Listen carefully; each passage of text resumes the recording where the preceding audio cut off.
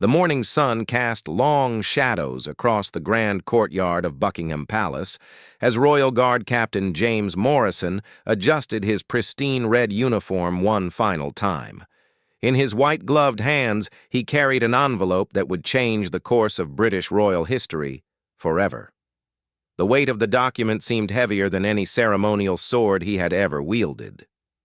King Charles had summoned him to his private study 3 hours earlier, his face bearing the exhaustion of a man who had wrestled with an impossible decision for months. The monarch's usually steady voice had trembled slightly as he handed over the sealed papers, his eyes reflecting a mixture of determination and profound sadness. "Captain Morrison," the king had said, his words measured and deliberate, "I need you to deliver this personally to Queen Camilla. No intermediaries, no private secretaries. This must come directly from the crown to her hands alone." Morrison had served the royal family for 15 years, through ceremonies, state visits, and countless formal occasions. He had witnessed moments of joy and periods of crisis, but nothing had prepared him for the gravity of this particular assignment. The envelope bore the royal seal, pressed deep into crimson wax, and Morrison could feel the historical significance of what lay within those carefully folded pages. As he walked through the palace corridors, Morrison reflected on the events that had led to this moment. The whispers among the palace staff had grown louder over recent weeks. Kitchen workers spoke in hushed tones about the king's lack of appetite at meals. Housekeeping staff noticed the separate sleeping arrangements that had become permanent rather than temporary. Even the royal protection officers had observed the increasingly formal interactions between their majesties during public appearances. The troubles had begun subtly, almost imperceptibly to those outside the inner circle. Queen Camilla's growing influence over palace operations had started to create friction with long-established protocols. Her insistence on renovating historical rooms, changing staff assignments without consultation, and making unilateral decisions about royal engagements had created tension that rippled throughout the entire household. Morrison remembered the first time he had witnessed the king's frustration directly. It was during a meeting with the Commonwealth representatives when Camilla had interrupted to announce schedule changes that affected diplomatic relationships carefully cultivated over decades. The king's jaw had tightened almost imperceptibly, but Morrison's trained eye had caught the moment of barely contained anger. The breaking point had come during the annual Trooping the Color ceremony preparations. Camilla had attempted to alter traditional arrangements that dated back centuries, claiming modernization was necessary for public perception. When senior military officials raised concerns about breaking with established protocol, she had dismissed their objections with a wave of her hand, stating that as queen, her preferences took precedence over historical tradition. King Charles had learned of this incident through Morrison's own report, as the captain was responsible for coordinating security during all ceremonial events. The king's reaction had been swift and decisive, though he had maintained his composure in front of others. Morrison had seen the private moment when the monarch sat alone in his study, head in his hands, finally acknowledging that the situation had become untenable. The decision to proceed with divorce had not been made lightly. Morrison knew that the king had consulted with constitutional experts, religious advisors, and senior government officials. The implications for the monarchy, the Church of England, and the Commonwealth were enormous. Yet the alternative of allowing the crown's authority to be gradually undermined had presented an even greater threat to the institution he had sworn to protect. As Morrison approached the Queen's private apartments, he encountered Lady Margaret Forsyth, Camilla's senior lady-in-waiting. Her usually cheerful demeanor seemed strained, and Morrison suspected that the household tensions had been affecting everyone in the royal circle. "Captain Morrison," Lady Margaret greeted him with a slight curtsy. "Her Majesty is in the morning room reviewing correspondence. Shall I announce you?" "Thank you, Lady Margaret. But His Majesty has instructed me to deliver this personally and privately. If you could ensure we are not disturbed, I would be grateful. The lady-in-waiting's eyebrows raised slightly at the unusual request. But years of royal service had taught her not to question such directives. She simply nodded and gestured toward the ornate double doors that led to Camilla's favorite sitting area. Morrison knocked gently and heard the familiar voice call for him to enter. Queen Camilla sat at an antique writing desk, her reading glasses perched on her nose as she reviewed what appeared to be guest lists for upcoming events. She looked up with mild curiosity, not immediately registering the significance of his formal stance or the envelope in his hands. "Captain Morrison, how nice to see you. Is there something regarding security arrangements that requires my attention?" Morrison's military training had prepared him for difficult moments, but delivering divorce papers to the Queen of England was unprecedented in his experience. He straightened his shoulders and stepped forward with ceremonial precision. "Your Majesty," he began, his voice carrying the formal tone reserved for the most serious royal business. "I have been commanded by His Majesty King Charles to deliver this document to you personally." As he extended the envelope toward her, Morrison watched Camilla's expression change from mild curiosity to growing concern. The royal seal was immediately recognizable, and the formality of the delivery method suggested content of unusual importance. Camilla's hands trembled slightly as she accepted the envelope, her rings catching the morning light streaming through the tall windows. Morrison maintained his formal posture, knowing that protocol required him to wait for any response or dismissal. The Queen's fingers worked carefully at the wax seal, her movements deliberate and controlled despite the obvious tension in her shoulders. As she unfolded the documents within, Morrison watched her face drain of color, the carefully applied morning makeup unable to hide the shock that transformed her features.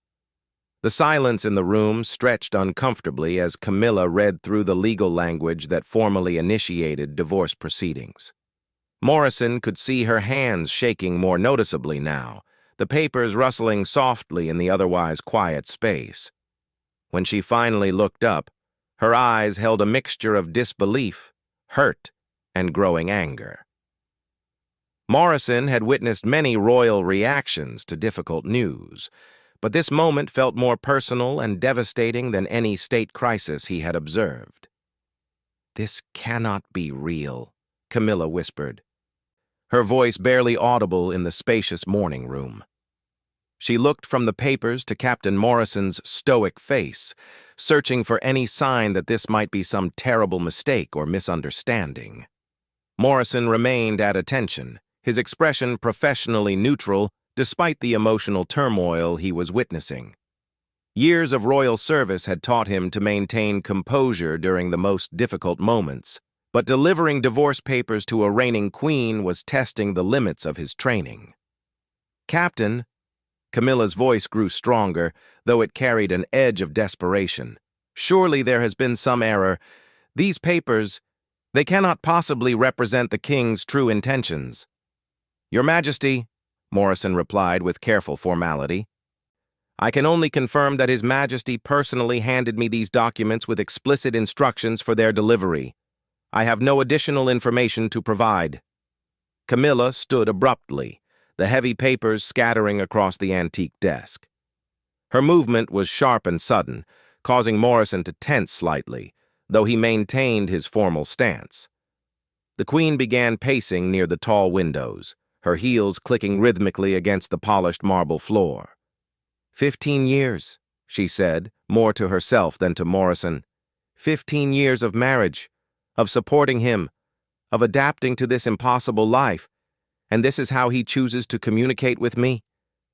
Morrison watched as the initial shock began transforming into anger.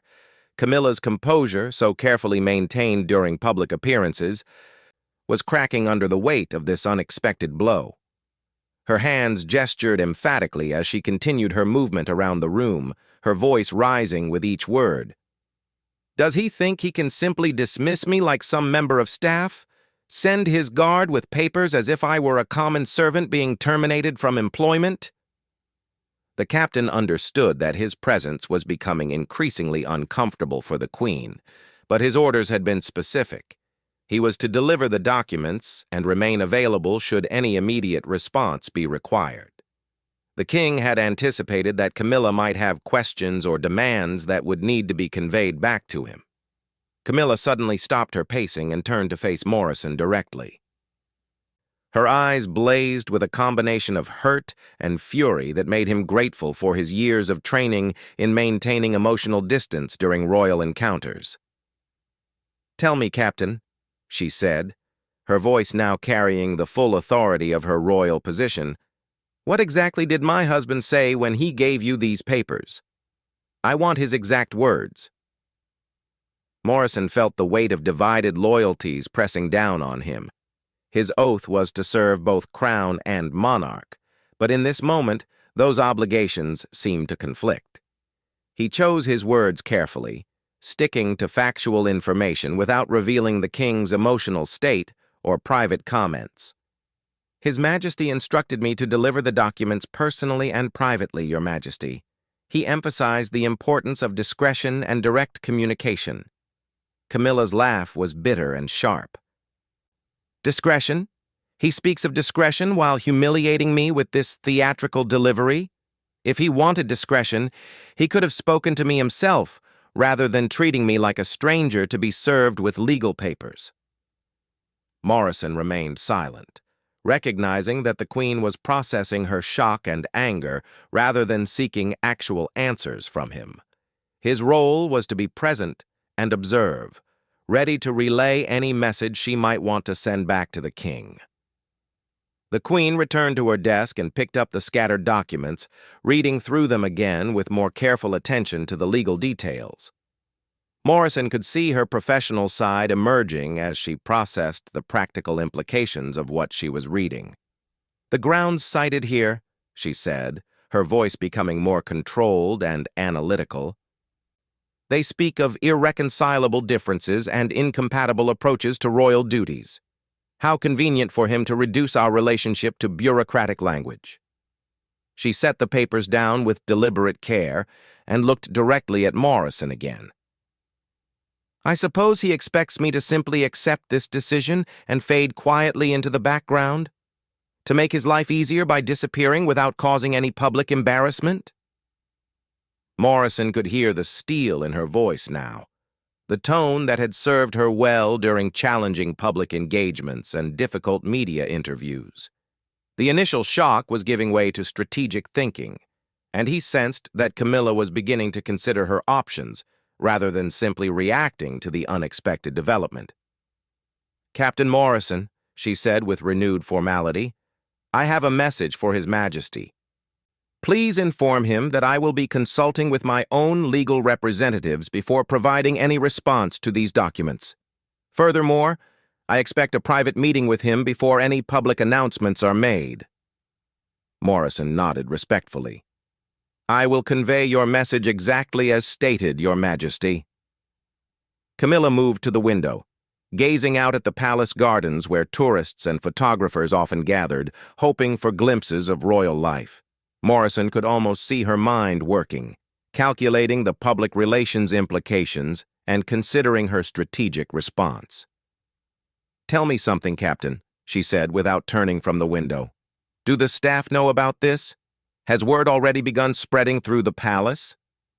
"I have no knowledge of any broader communication, Your Majesty. My instructions were to maintain complete confidentiality regarding this matter." Camilla nodded slowly, apparently satisfied that she still had time to control how this information emerged. Morrison understood that for someone who had spent years managing her public image, the ability to shape the narrative would be crucial. "The irony is not lost on me," she said, her voice taking on a reflective quality, "that he has chosen to handle this situation in exactly the manner that demonstrates why our approaches to royal duty have become incompatible." Morrison found himself genuinely curious about this observation, but knew better than to ask for clarification. The Queen seemed to be working through her thoughts aloud, using him as a sounding board rather than expecting responses. I have tried to modernize this institution, to make it more relevant and accessible to ordinary people. He sees this as betraying tradition. He wants to preserve every outdated protocol, while I believe we must evolve or become completely irrelevant. She turned back to face Morrison, her expression now showing a mixture of sadness and determination. Perhaps he is right that we cannot reconcile these differences, but if he believes I will simply accept this decision without ensuring that my perspective is heard, he has seriously underestimated me. Morrison sensed that his formal role in this encounter was drawing to a close. The Queen had processed the initial shock, formulated her immediate response, and was beginning to plan her next steps. His presence was becoming unnecessary and potentially intrusive. "Your Majesty," he said with a slight bow, "unless you have additional messages for His Majesty, I should return to report the completion of my assignment." Camilla studied his face for a moment, perhaps recognizing the awkward position in which he had been placed. Her expression softened slightly, showing a glimpse of the personal warmth that had made her popular with many palace staff members. "Captain Morrison, I want you to know that I do not blame you for this situation. You have been placed in an impossible position, and you have handled it with appropriate professionalism." Morrison felt a moment of relief at her acknowledgement of his difficult circumstances. "Thank you, Your Majesty. Your understanding is most appreciated." As he prepared to leave, Camilla called out once more, "Captain, please tell His Majesty that while I am disappointed by his chosen method of communication, I remain committed to handling this matter with dignity and discretion. However, I will not be rushed into any hasty decisions." Morrison bowed again and made his way toward the door, carrying with him not just a message for the king, but also the weight of having witnessed a pivotal moment in royal history. The implications of this morning's encounter would ripple through the monarchy for years to come. Captain Morrison walked through the palace corridors with measured steps, his mind processing the dramatic scene he had just witnessed. The morning light had shifted, casting different shadows through the tall windows, and the usual bustle of palace activity continued around him, as if the world had not just fundamentally changed. As he approached the king's private study, Morrison encountered Sir William Pemberton, the king's private secretary, who was emerging from a meeting with constitutional lawyers. The older man's usually calm demeanor showed signs of stress, and Morrison realized that the morning's events were part of a much larger orchestrated plan. "Captain," Sir William acknowledged him with a slight nod, "His Majesty is waiting for your report. The legal team has been briefing him on the procedural requirements for the coming days." Morrison knocked on the heavy oak door and heard the familiar voice call for him to enter. King Charles sat behind his desk, but his posture lacked the usual regal bearing. Instead, he appeared like a man who had made the most difficult decision of his life and was now facing the consequences. "Captain Morrison," the king said, looking up with tired eyes, "I trust the delivery was completed as requested."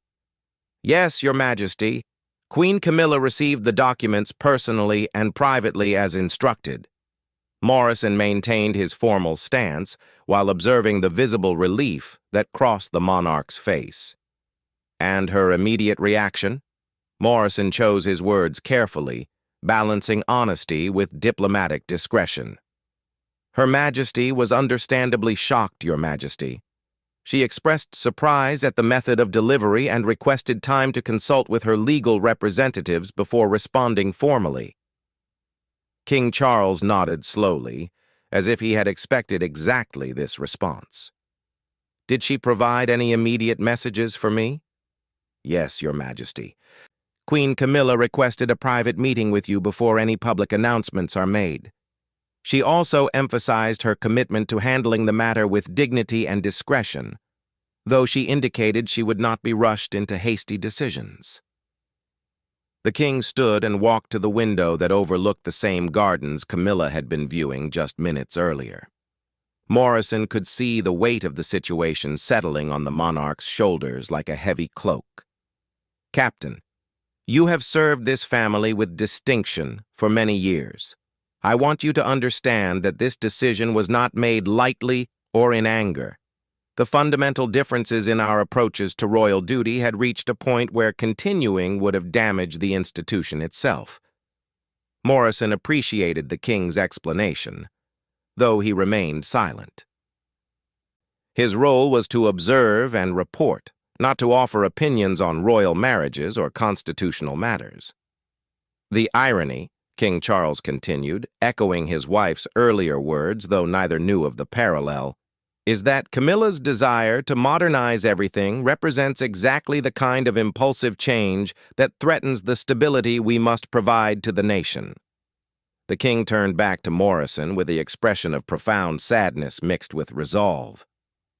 "She cannot understand that some traditions exist not because they are convenient, but because they provide continuity that spans generations.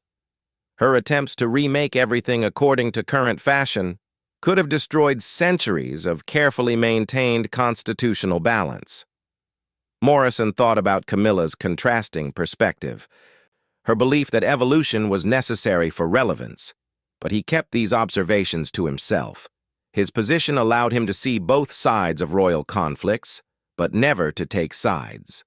A soft knock interrupted the conversation, and Sir William entered with a folder of documents. "Your Majesty, we need to discuss the timeline for official announcements and the coordination with Downing Street." King Charles sighed deeply. "Very well.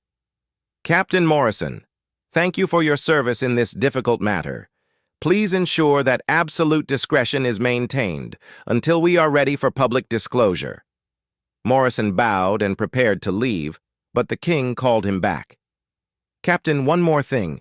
I want you to coordinate additional security measures for Queen Camilla's apartments. This situation will undoubtedly attract media attention once it becomes public, and her privacy must be protected."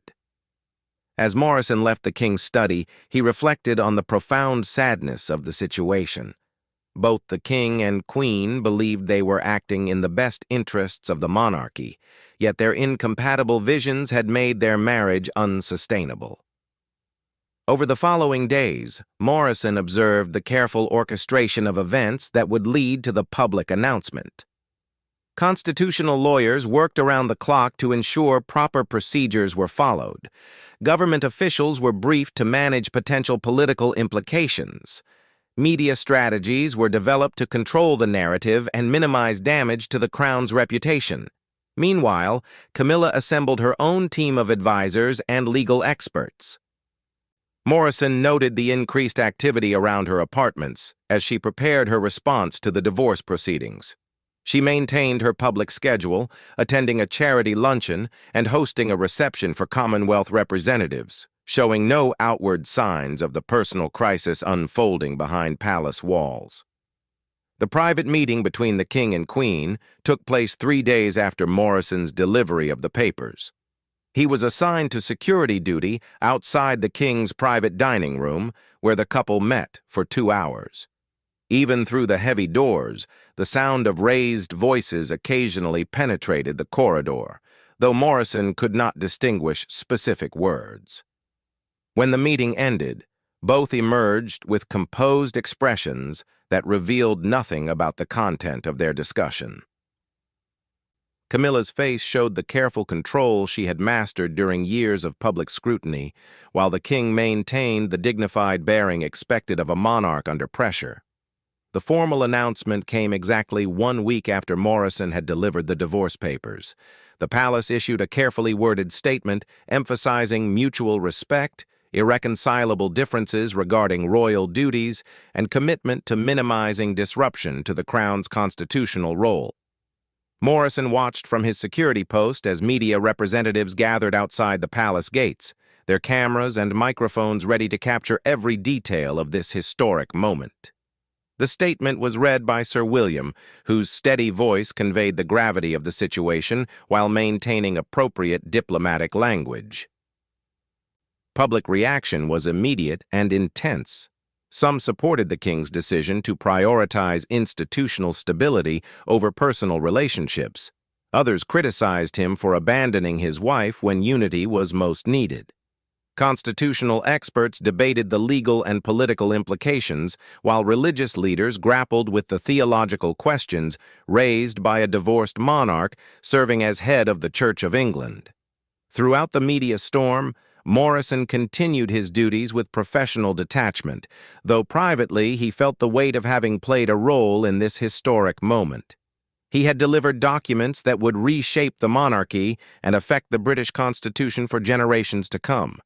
Months later, as the divorce proceedings moved through the courts and both the king and former queen established their separate households, Morrison reflected on that morning when he had carried an envelope that changed everything. The decision had indeed protected the institutional authority of the crown, though at enormous personal cost to both individuals involved. The palace had weathered the crisis with its constitutional role intact, but Morrison knew that the scars of this period would influence how future monarchs approached the delicate balance between personal happiness and royal duty. His small part in delivering those papers had connected him forever to a pivotal moment when the crown chose institutional survival over individual relationships. As he stood at his post during another formal ceremony, Morrison understood that he had witnessed the monarchy adapting to preserve its essential function, even when that adaptation required the most painful of personal sacrifices. The envelope he had carried that morning had contained not just legal documents, but the weight of history itself.